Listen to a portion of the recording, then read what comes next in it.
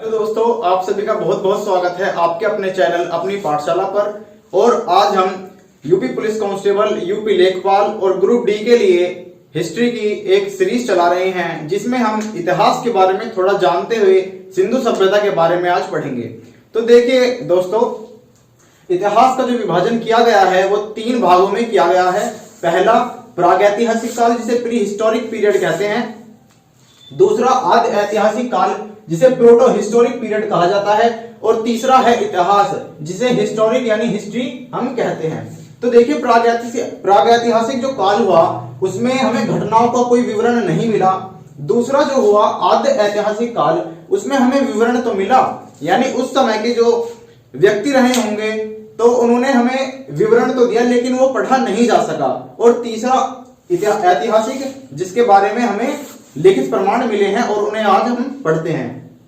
तो देखिए दोस्तों, सिंधु सभ्यता के बारे में बात करेंगे, जो एक आदि ऐतिहासिक काल में ही सिंधु सभ्यता का पता चलता है, जिसकी जो तिथि है, यानी सभी विद्वानों के मत के अनुसार जिसकी जो सर्वमान्य तिथि बताई जाती है वो है 2300 से 1750 ईसा पूर्व।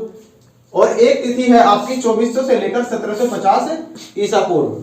तो इनमें से एग्जाम में आपको एक ही तिथि मिलेगी जिस पर आप टिक मार सकते हैं। और सबसे ज्यादा जो तिथि को माना गया है वो है ये 2300 ईसा पूर्व से लेकर के 1750 ईसा पूर्व तक। सिंधु सभ्यता की विशेषताओं के बारे में यदि हम बात करते हैं तो इसके अन्य नामों में हड़प्पा सभ्यता और सिंधु घाटी की सभ्यता भी इसको कहा जाता है। हड़प्पा सभ्यता के बारे में थोड़ा सा सुनिए। सिंधु घाटी सभ्यता में जो पहला खोजा गया स्थल था वो हड़प्पा था, इसीलिए इसका नाम हड़प्पा सभ्यता पड़ा। और सिंधु घाटी सभ्यता का नाम सिंधु सभ्यता इसलिए पड़ा क्योंकि ये सिंधु नदी के किनारे विकसित हुई। पानी यानी जो जल है वो मानव की एक मूलभूत इकाई है, तो इसीलिए जो भी सभ्यता पनपी वो नदी के आसपास ही या उसके इलाके में पनपी थी, इसलिए इसका नाम सिंधु घाटी सभ्यता रखा गया। इसके जो मुख्य निवासी हुए वो द्रविड़ और भूमध्य सागरीय लोग थे। और इसकी विशेषताओं में एक ये था कि ये उन्नत नगरीय सभ्यता थी, यानी नगर, यहाँ पर जो पक्की ईंटों के बने हुए मकान थे, उचित पानी की व्यवस्था थी, इसलिए इसे नगरीय सभ्यता कहा जाता है। और इसे जैसा कि हमने देखा कि आद्य ऐतिहासिक काल में रखा गया है, इसे कांस्य युगीन सभ्यता भी कहते हैं। तो दोस्तों देखिए, सबसे पहले मानव ने पुरापाषाण काल में पत्थरों का प्रयोग करके अपने हथियार वगैरह बनाए। दूसरा जो सबसे पहला धातु खोजा गया है वो तांबा था। तांबा जो है, तांबे को जब टीन के साथ हम मिलाते हैं तो वो कांस्य बनाता है, इसीलिए इस सभ्यता में सबसे ज्यादा कांस्य का प्रयोग हुआ, तो हम इसे कांस्य युगीन सभ्यता भी कहते हैं। और अगली विशेषता इसकी यह है कि इसकी जो लिपि थी वो भाव चित्रात्मक लिपि थी। भाव चित्रात्मक का मतलब यह है कि अपनी भावनाओं को चित्रों के जरिए हम दिखाते हैं। तो इसमें 64 मूल चिन्ह मिले हमें, जिसमें स्वास्तिक जो चिन्ह था वो भी इन 64 चिन्हों में से ही एक था। इसकी जो पद्धति हुई, यानी घर बनाया किस प्रकार से जाता था, तो घर बनाने के लिए लोग ग्रिड पद्धति का उपयोग करते थे। ग्रिड पद्धति का मतलब यह है कि जो घरों का दरवाजा होगा वो पिछली तरफ से खुलेगा, यानी सामने की तरफ से ना खुल करके पिछली तरफ से इसका दरवाजा खुलता था। और ये जो लोग थे वो पूजा यानी धार्मिक दृष्टिकोण से किस तरह के लोग थे, तो ये धरती यानी उर्वरता की देवी मानकर धरती की पूजा किया करते थे। शिवलिंग की, वृक्ष पूजा भी ये करते थे। और पशुओं में कुबड़ वाले सांड की ये पूजा किया करते थे। और इस सभ्यता में जो मोस्ट इंपोर्टेंट बात है वो ये है कि यहाँ पर मंदिरों के प्रमाण नहीं मिले हैं और इस समय तक लोहे की खोज भी नहीं हो पाई थी। अगला विशेषता ये है कि इसका जो विस्तार है वो त्रिभुजाकार है, यानी आगे जब हम इसके विस्तार की बात करेंगे तो इसका जो विस्तार है वो त्रिभुजाकार माना गया है। इसमें वस्तु विनिमय की प्रणाली प्रचलित थी। वस्तु विनिमय की प्रणाली का मतलब क्या है कि एक जगह पर यदि कोई चीज ज्यादा मात्रा में है और दूसरी जगह पर कोई दूसरी चीज ज्यादा मात्रा में है, तो वो लोग वस्तु के बदले वस्तु देकर मतलब अपनी जरूरतों का सामान लिया करते थे। आगे देखते हैं दोस्तों, सर जॉन मार्शल, जो कि 1921 में भारतीय पुरातत्व सर्वेक्षण विभाग के महानिदेशक थे, तो 1921 में जब थे तो 1921 में पहला स्थल खोजा गया हड़प्पा दयाराम साहनी के द्वारा, और 1922 में यानी अगले ही वर्ष राखलदास बनर्जी ने मोहनजोदड़ो की खोज की। तो सर जॉन मार्शल ने 1924 में उन्नत नगरीय सभ्यता पाए जाने की घोषणा कर दी कि यहां पर एक सभ्यता बहुत समय पहले उसका विकास हुआ था, क्योंकि दो बड़े नगर हड़प्पा और मोहनजोदड़ो की खोज हो चुकी थी। आगे जब हम इसकी विशेषताओं की बात करते हैं तो मनोरंजन के साधन होते इनके शिकार करना और चौपड़ खेलना, ये इनके मनोरंजन के साधन थे। पर्दा प्रथा का प्रचलन इसमें था, इस सभ्यता में पर्दा प्रथा का प्रचलन दोस्तों था। आगे जब हम वैदिक सभ्यता की बात करेंगे तो उसमें पर्दा प्रथा का प्रचलन जो है वो खत्म हो जाता है, लेकिन इससे पहले सिंधु सभ्यता में पर्दा प्रथा का प्रचलन था। इसके जो विनाश का कारण हुआ वो बाढ़, और बहुत से विद्वान बताते हैं कि मौसम में परिवर्तन हुआ, लेकिन जो सबसे ज्यादा माना गया है वो है बाढ़, यानी बाढ़ के कारण इस सभ्यता का विनाश हुआ। और ये सभ्यता सबसे पुरानी, जो 3 या 4 सबसे पुरानी सभ्यताओं में से एक थी। भारत में पनपी सिंधु घाटी की सभ्यता, मिस्र की सभ्यता यानी नील नदी की सभ्यता, मेसोपोटामिया की सभ्यता और चीन की सभ्यता के समकालीन थी। तो यहां से ऑब्जेक्टिव टाइप में क्वेश्चन जरूर बनता है कि इनमें से कौन सी सभ्यता सिंधु घाटी सभ्यता के समकालीन नहीं थी। तो इन पर विशेष ध्यान देंगे, इंपोर्टेंट।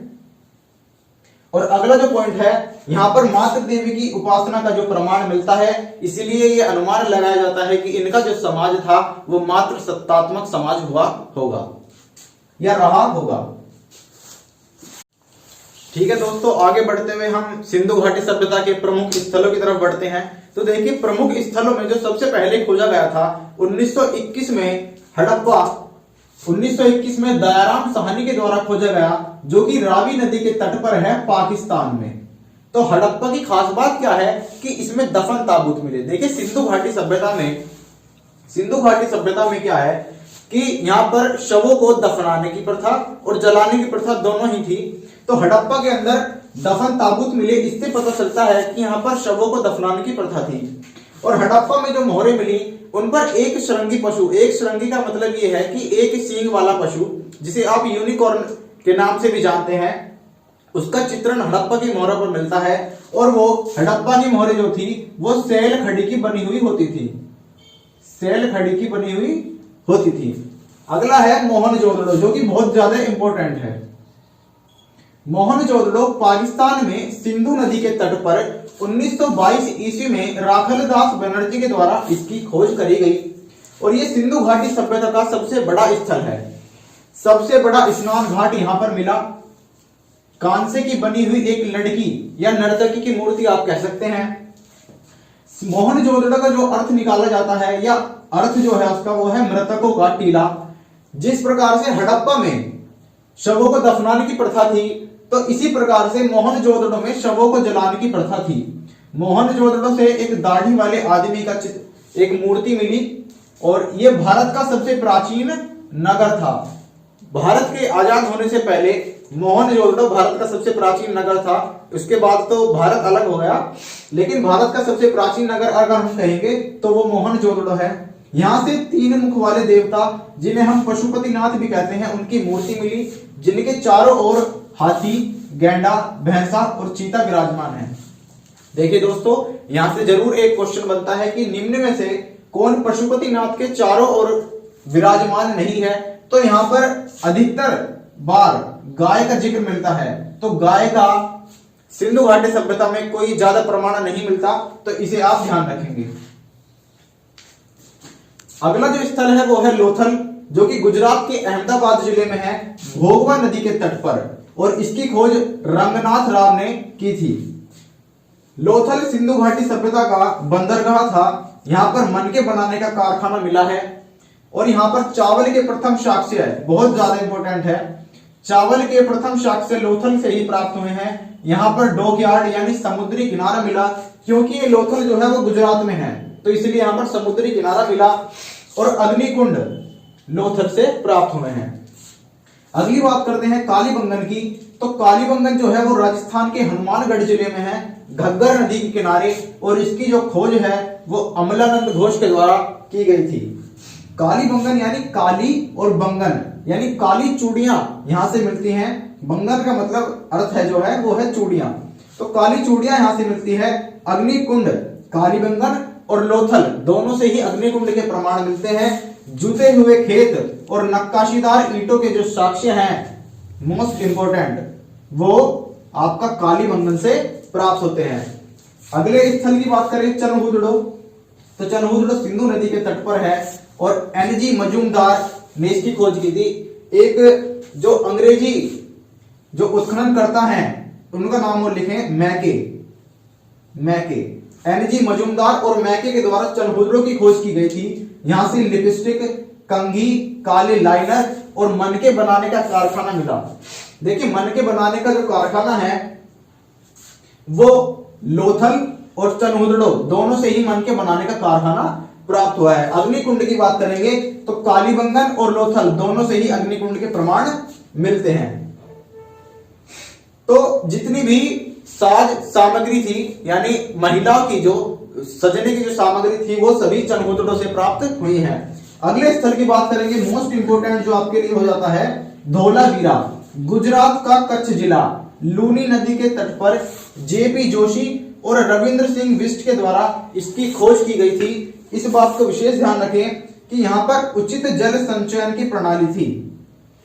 अगर जल संचयन या उचित जल प्रबंधन की बात करते हैं तो धोलावीरा का नाम सबसे पहले आता है। और सबसे इंपोर्टेंट जो बात इस टाइम की है वो है कि यूनेस्को की सूची में भारत की तरफ से 40वां स्थान धोलावीरा को मिला है, यानी यूनेस्को की सूची में इसे शामिल कर लिया गया है। यूनेस्को की सूची में भारत का 40वां स्थान धोलावीरा को मिला है। अगली बात करते हैं रोपड़ सतलज नदी के तट पर है, पंजाब में यज्ञदत्त शर्मा के द्वारा खोजा गया। रंगपुर की बात करें तो रंगपुर मादर नदी के किनारे पर है, गुजरात के काठियावाड़ जिला।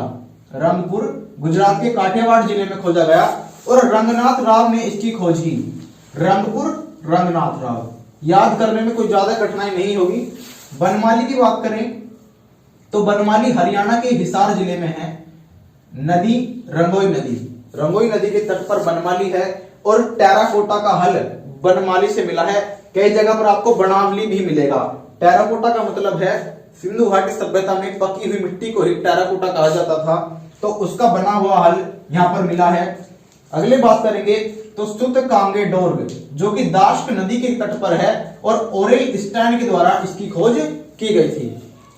और अगला है राखी घड़ी जो कि हरियाणा के हिसार जिले में है। 1963 में सूरजभान के द्वारा इसकी खोज की गई थी जो कि घग्गर नदी के तट पर है। देखिए दोस्तों, मोहनजोदड़ो जो है वो सिंधु घाटी सभ्यता का सबसे बड़ा स्थल है और जो राखी गढ़ी है वो सिंधु घाटी सभ्यता का भारत में सबसे बड़ा स्थल है। भारत में सबसे बड़ा स्थल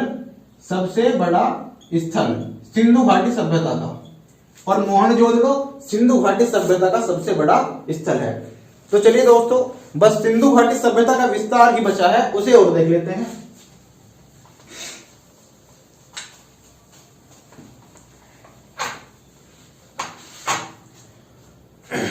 आइए देखिए, सिंधु घाटी सभ्यता को अगर हम 4 दिशाओं में बात करेंगे तो सबसे जो पूर्वी स्थल है इसका, सबसे जो पूर्वी है वो है आपका आलमगीरपुर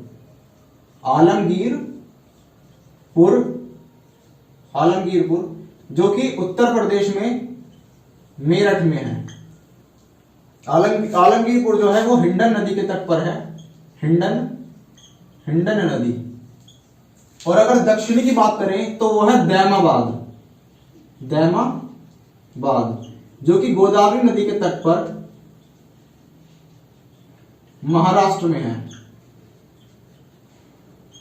गोदावरी नदी के तट पर महाराष्ट्र में है। पश्चिमी की बात कर लेते हैं तो वो है आपका सुतकांगे डोर जो कि बलूचिस्तान में है।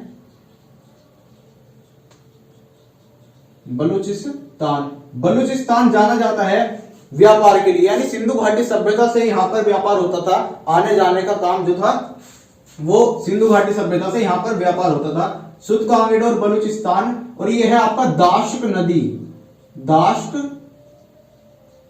दाश्क नदी, सुतकांगेडोर दाश्क नदी ऑरेल स्टैन के द्वारा इसकी खोज की गई थी। और सबसे जो उत्तरी की बात करते हैं वो है मांदा।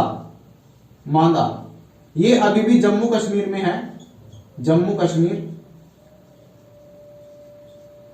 कश्मीर चिनाब नदी, चिनाब नदी। आप ये ना समझे कि दो यूनियन टेरिटरी बनने के बाद जैसे लद्दाख और जम्मू कश्मीर बने हैं तो ये लद्दाख में चला गया, ये अभी भी जम्मू कश्मीर में ही है। मांदा जम्मू कश्मीर चिनाब नदी। एक बार इसका रिवीजन कर लेते हैं। आलमगीरपुर पूर्वी स्थल है उत्तर प्रदेश मेरठ के अंदर हिंडन नदी के किनारे। दैमाबाद गोदावरी नदी के किनारे महाराष्ट्र में। सुतकांगेडोर बलूचिस्तान दाश्क नदी के किनारे। सुतकांगेडोर की खोज ऑरेल स्टैन के द्वारा की गई थी। और मांदा जम्मू कश्मीर में चिनाब नदी के किनारे।